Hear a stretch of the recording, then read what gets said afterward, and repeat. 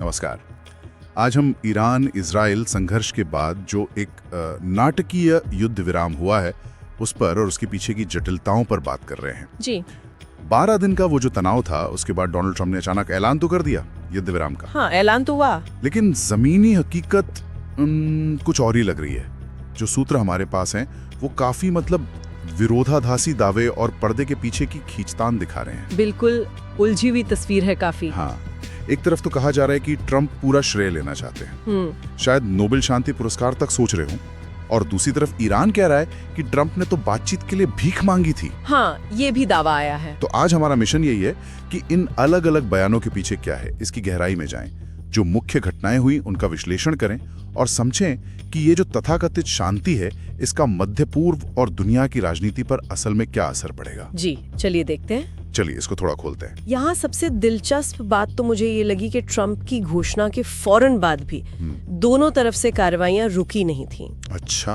हाँ, ट्रंप ने बाकायदा ट्वीट किया पब्लिकली कि भाई इजरायली पायलट वापस आए, हमले रोकें। लेकिन सूत्र बताते हैं कि उसके कुछ ही मिनटों के अंदर तेहरान के पास एक रडार इंस्टॉलेशन पर इजरायली हमला हुआ। ओहो, मतलब घोषणा एक तरफ और कार्रवाई दूसरी तरफ। बिल्कुल, ये दिखाता है कि कहा क्या जा रहा था और हो क्या रहा था, इसमें कितना फर्क था। हाँ, और ये भी सुनने में आया कि ईरान ने भी बिल्कुल आखिरी लम्हों तक मिसाइलें दागी, ठीक उसी वक्त जब ट्रंप कह रहे थे कि युद्ध विराम लागू हो गया है। जी हाँ, ऐसी भी खबरें हैं। सोचिए ये ट्रंप के लिए कितना अजीब रहा होगा। मतलब उनका सबसे करीबी सहयोगी इजराइल उनके सीधे निर्देश को एक तरह से नजरअंदाज कर रहा था।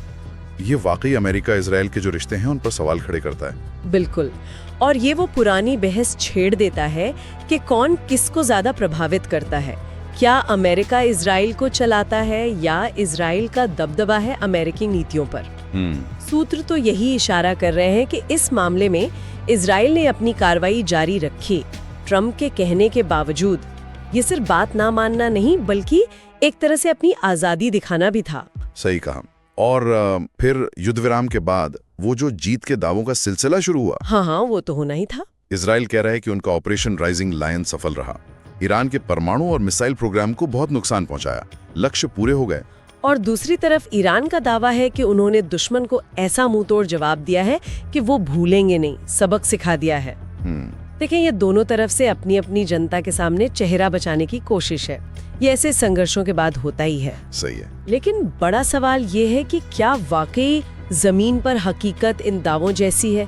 क्या इजराइल और अमेरिका के जो रणनीतिक लक्ष्य थे वो पूरे हुए? हाँ, क्या वाकई हुए? सूत्र तो इस पर शक जताते हैं। क्या ईरान का परमाणु कार्यक्रम सच में रुक गया है या ये हमला उसे परमाणु हथियार बनाने के लिए और ज्यादा प्रेरित कर देगा? ये भी एक पहलू है।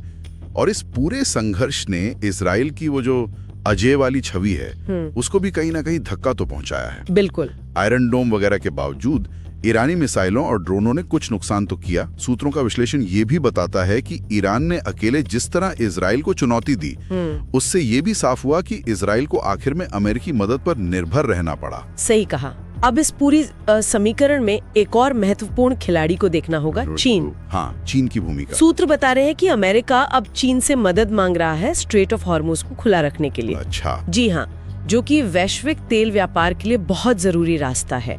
और ये दिलचस्प इसलिए है क्योंकि चीन और ईरान के रिश्ते लगातार मजबूत हो रहे हैं। बिल्कुल। चीन ने हाल ही में ईरान तक एक नई रेलवे लाइन भी शुरू की है। उनके बेल्ट एंड रोड इनिशिएटिव का हिस्सा है वो। हाँ, BRI का हिस्सा। और ये लाइन अमेरिकी प्रतिबंधों को बाईपास करके व्यापार आसान बनाती है। और ये भी कि चीन ईरान का लगभग 90% तेल खरीदता है। जी, और वो $400 बिलियन का एक बड़ा निवेश समझौता भी हुआ है हाल ही में। हाँ, 400 बिलियन बहुत बड़ी रकम है। तो ये सब दिखाता है कि ईरान अकेला नहीं खड़ा है।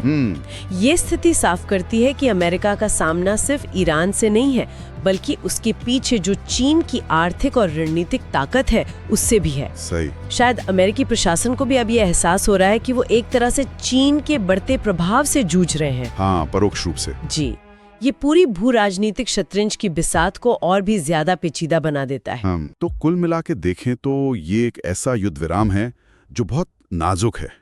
दोनों पक्षों की उंगलियां अभी भी ट्रिगर पर हैं और स्थिति कभी भी बदल सकती है। बिल्कुल। हमने देखा कि कैसे अमेरिका और इजराइल के बीच तनाव दिखा, कैसे दोनों तरफ से जीत के दावे हुए जिनकी हकीकत शायद कुछ और है। और कैसे चीन इस पूरे खेल में एक बहुत अहम किरदार बनकर उभरा है। और इस सारी गहमा-गहमी शक्ति प्रदर्शन और रणनीतिक चालों के बीच सूत्र हमें एक और बात याद दिलाते हैं जो अक्सर खबरों से गायब रहती है। क्या? वो है गाजा की मानवीय स्थिति। हाँ, बिल्कुल सही। सूत्र बताते हैं कि जहां एक तरफ बड़े देश मिसाइलों और समझौतों में उलझे हैं, वहीं गाजा में आम लोग वो लगातार मारे जा रहे हैं। जी।